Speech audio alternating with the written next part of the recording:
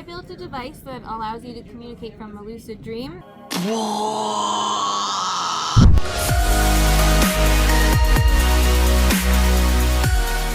All right, baby. Day 3 fit check. This is what we're wearing. Got the pink button down.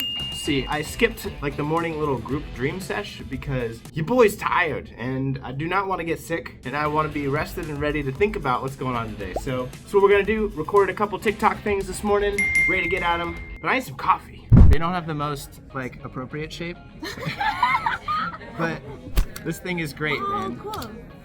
And so you can My God. it's a lot. It's I've got a mini one. Well, you don't even, do you even need the mini one? Oh, because you could do it like down here. Yeah, this one doesn't go as short.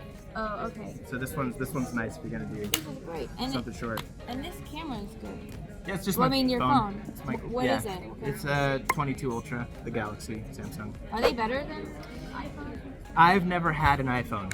I've never had like iOS or Apple anything. Oh, So for me, it's an amazing phone, and I don't have to learn iOS. Okay, I'm the other way. I can't. That was one of the problems with the presentation. It was not. There's Windows. I think I said it on the microphone. I was like, I don't know. Like I just couldn't even use the pad. It was just not reacting to my. Was it a Windows computer? Is that what it was? Yeah, it was. I don't know. It wasn't Apple. I don't know. If it's not Apple, I don't know It wasn't what Apple. it is. I don't know what it was. Do you code on Apple then? On Mac? Yeah. Yeah. Okay. So like, I don't know much about coding, but Apple's like Linux, right? It's Unix. Linux is off of Unix, and Yeah, Apple's they're like off of related. Unix, right? Yeah. I don't know. I'm here with Dashiell, and you have some amazing tech that you've been working on, very much related to lucid dreams. Would you mind introducing all that? Yeah, I built a device that allows you to communicate from a lucid dream, and my goal is to communicate from a lucid dream to Twitter. I could like send a message in Morse code to the Twitter API. And how deep should I get into this? Like As deep as you want to get. Okay, because I love details, but I'm a programmer, so Yeah. I can get into details too much. But If it goes over our heads, I will let you know. That's my Okay. job here. So, okay, I'll talk about what I think maybe they really wouldn't know. But like, so when you're dreaming, you're usually in REM, and REM stands for rapid eye movement. And when you're in REM, your body is paralyzed, and that's usually to keep you from like acting out your dreams. But you can move your eyes, you can clench like small muscles, you can control your breath. So there's a few parts of your physiology that you can control even though you're paralyzed. There's some small connections still there. Yeah. You can't jump out of bed. If you're gonna jump off of a mountain in your dream, you're not gonna jump out of bed. Right, but you can move your eyes. You can move your eyes, and there's more evidence that like you can like if you dream jumping out of a mountain, you might be moving muscles like a little small muscles. Like well, you even in your presentation, you're even talking about the small muscle movements. Right, that's like when you're like talking in your dream, you might have small muscle movements in your throat or your jaw. Yeah. Yeah. Exactly. So, and that's kind of new, at least for me. That paper came out in April, and I hadn't heard of that before. And I haven't heard about it before. This is crazy cool. So more and more things they're finding like you can control, but eye movement is one you can control, and because you can control eye movement, it can be used as a way to communicate. So if I'm dreaming and I become lucid, I can move my eyes in a certain predetermined direction to send you a signal. And how that normally works is that there's electrodes picking up those signals. But you could have someone just like, you could do this with your friend, and like when they're dreaming, like look at their eyes and try and see it moving. Yeah. For me, having ADHD and like the pandemic, I got to hyper focus on my projects and like just eliminate distractions. Do you experience the same thing? 'Cause some of the things you were talking about were like, and obviously you don't have to answer that question, but so you're asking me like about like hyperfixation and like ADHD kind of like tendencies. Does that influence? Is that part of your like history of mental health? It's weird that you asked me that. My friend always accused me of having ADHD. I didn't realize, my therapist told me I have ADHD this year, and I'm a mental health counselor. Oh. Yeah, like that's my full-time job, and I had no idea. Well, I think I just don't care if I have it or not. So, like, because I find I feel that. if everything's fine, right? Well, my friend's like, if you have like, if you know you have it, then you can like use certain tools. But I feel like there's if I whatever difficulty I have focusing feels very broad. Like it feels like a lot of people have difficulty focusing, and there's so much information on how to work with general lack of focus. Yeah. So I do read a lot about like, how to, because I'm very big on habits and stuff like that. And that's great.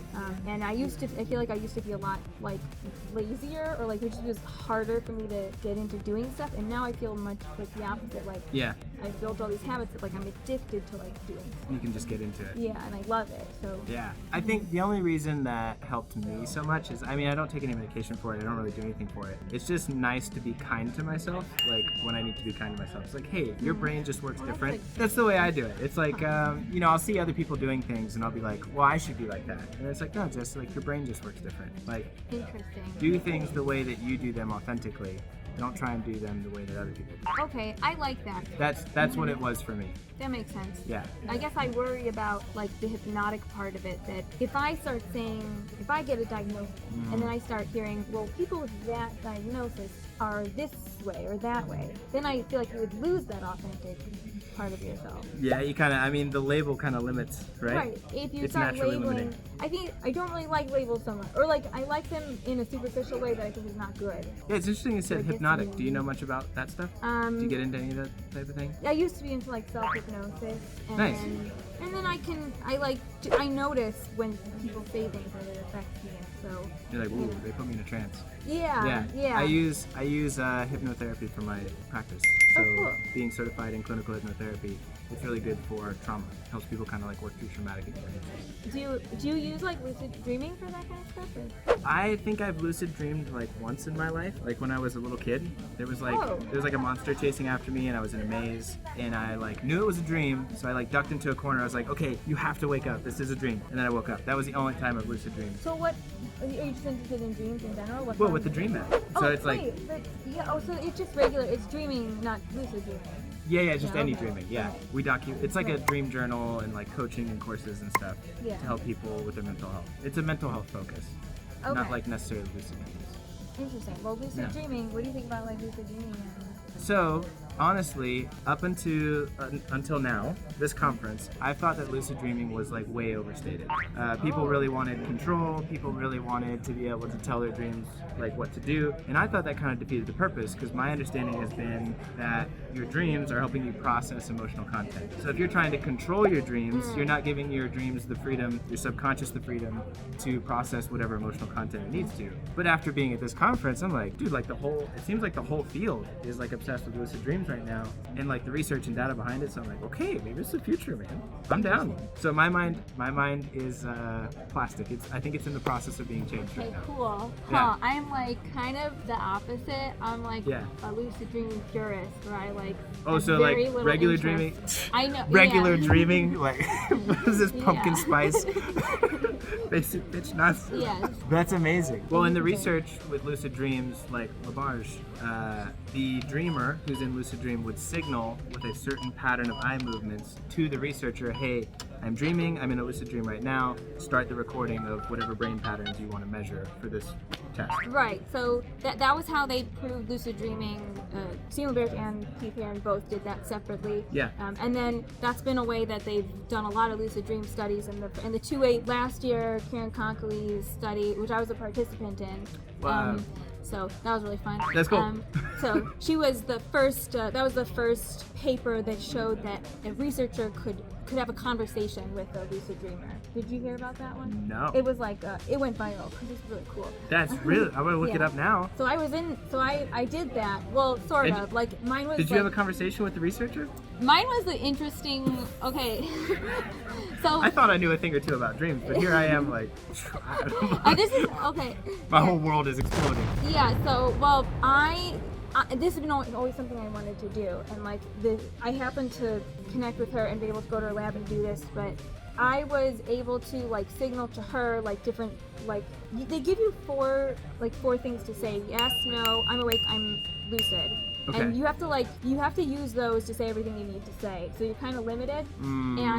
When it happened to me, so lights flash. The way they do it is to induce a lucid dream. They flash lights in your eyes, when you see the lights, you remember, oh, those lights are me in the lab. And I Yeah, we got talked with a guy yesterday about that. Actually. Oh, who is that? So there's a fashion designer from New York who came just for the day. Case? Yeah, That Case. his name? Yeah, okay. And he was showed his he's got a little headband thing and it flashes lights on your eyes. Oh, Ivan? Is it that one? Yeah, or something X. Oh, there's It's the expensive one. There's It's like ZMAP. Z-Max. Yeah, it's like the $4,000 That's version. the really expensive one. Yeah. He had one of those he was just carrying around in his bag. Oh, well, I It's have. like, oh wow. I mean, okay, so yeah, okay. Okay, I but did back not to your understand. thing. Okay, Back to, cool. yeah, he just pulls it out of his bag. It's Well, like, this is Z-Max. Anyways, we've gone on. See, this is what I'm talking about. I went on way too many tangents already. Now we're talking about Karen Conkley's study. Yeah. So back You to the wanna go point. back? To the point. Okay. You were talking about how you're able to interface. Yeah, You're able okay, to let's go back communicate there. Right, with a circuit board with electrodes on your temples by looking left and right. Yeah. That's how you communicate. That's how you type. Yeah. It uses it's something called EOG, and that's how it's like. If you've heard of EKG, it's electrodes that measure your heart. EOG measures eye movement. So and then it sends that signal to a microcontroller, and then the microcontroller is programmed to do whatever. So I can program it to send a text to my mom or send a tweet. So I'm in a lucid dream. I can send a Morse code message and then send that off to the Twitter API. But And it's posted to Twitter. yeah, but I haven't done it yet. It works. The device works, but I haven't done it in a lucid dream yet. So that's what you've I got to wanna follow do the Twitter account and wait for the tweet. It's Yeah. gonna happen. Yeah. That's amazing. Well, the presentation was fantastic. You even have the video is pinned on your Twitter page of you sending a message to your mom with your eyeballs, Yes. which is crazy. Yeah. Super, super cool. So you have to check that out. Cool. Yeah, awesome. Yeah. Well, thanks for the presentation. It was great. Thanks for saying hey. Yeah. Thanks, everybody. Bye.